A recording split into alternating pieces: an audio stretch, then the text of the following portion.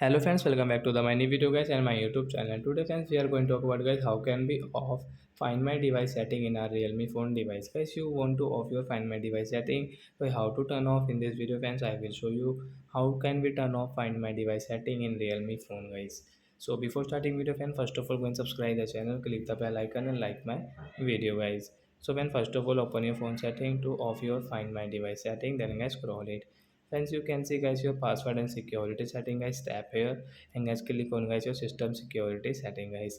So second option guys, you can see find my device setting. Friends, tap here guys, you want to off, so you can off your use find my device setting guys. Right side of this icon guys, tap here to off, so guys find my device will off in your Realme phone. Then guys you cannot use your find my device setting, and guys you cannot track your phone. So like that guys, you can off your find my device setting in your Realme phone. So that's it guys, thanks for watching. We will meet on next video with new topic. Before going guys, please go and like the video, subscribe the channel. Bye bye friends.